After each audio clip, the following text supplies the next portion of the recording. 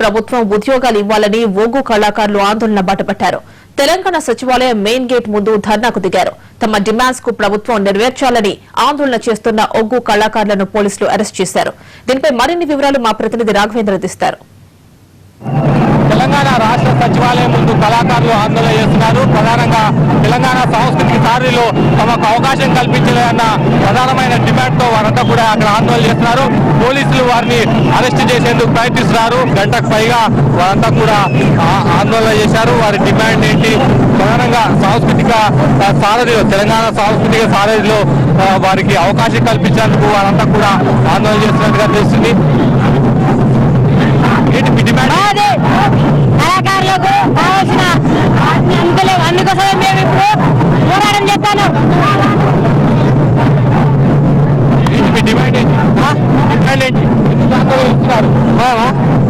కళాకారులు ఎందుకు ఆందోళన చేస్తున్నారు? మాకు ఉద్యోగాలు కావాలి, తెలంగాణ వచ్చింది కదా, మాకు ఉద్యోగాలు కావాలి, పెన్షన్లు కావాలి. దాని గురించి మొత్తం మీద తమకు ఉద్యోగ అవకాశం కల్పించాలని వారు డిమాండ్ చేస్తున్నారు. ఇందులో భాగంగానే తాము తెలంగాణ సచివాలయం ముందు ఆందోళన చేస్తామని చెప్తున్నారు. చాలా మంది కళాకారులను పెంచారు. ఏంటి మీ డిమాండ్ ఏంటి? డిమాండ్ ఉద్యోగాలు కావాలని, మాకు పెన్షన్లు పుట్టాలని. ఇది ఒకటి మరి గత ఇప్పుడు 65 ఏళ్ల నుంచి కూడా ఈ కళ ఉంటుందండి. ఈ కళని ఎక్కించవలసిందని కారణం. ఈ కళను ముందుకు రావాలని కోరడం. డిమాండ్ ఒక్కో కళాకారుల బృందానికి అందరికీ కావాల్సింది కోరుకున్నా కనుక మాకు పింఛన్లు, మా పిల్లలకు చదువులు, మాకు అన్ని కావాలని మేము కోరుకుంటున్నాం. ఆనాటి కాలం నుంచి ఉద్యమాలు స్టార్ట్ చేసిన నుంచి ఇంతవరకు కూడా మేము ప్రతి తెలంగాణ వచ్చి నుంచి డోర్ బృందం కొని ప్రతి దాన్ని కూడా మేము కోరుకుంటున్నాము. మా బృందాల కూడా మేము అన్ని వేడుకుంటున్నాము. మాకు పింఛన్లు అన్ని గొప్ప కళాకారులకు మాకు ఒక గుర్తింపు అనేది కావాలనేది మేము కోరుకుంటున్నాము. ముఖ్యమంత్రి గెలిచారా? ముఖ్యమంత్రి కలవాలని వచ్చాము. ఇప్పుడు ముఖ్యమంత్రి చంద్రశేఖర్ రావు గారు మాకు సాయం చేయాలని మేము కోరుకుంటున్నాము. మా యొక్క విజ్ఞప్తి కొరకు మేము నాలమూరు నుంచి 10 జిల్లాల నుంచి కదిలి వచ్చి మేము ఈ డోర్ బృందం కార్యక్రమాలు చేసి విజయసాయి చంద్రశేఖర్ రావు, బాలకిషన్ కలిసారా? రసమయ్య బాలకిషన్ గారు ఆయన ఒక కళాకారుడైనా మాకు అన్యాయం చేసింది కనుక ఇవాళ మా అన్యాయానికి మాదిగులకు అందరికీ ప్రతి ఒక్క వ్యక్తికి అన్ని డిమాండ్లు కనుక మాకు ఒక డిమాండ్ కావాలని, మా ఒక్క కళాకారుల బృందం నెరవేరాలని మేము కోరుకుంటున్నాం.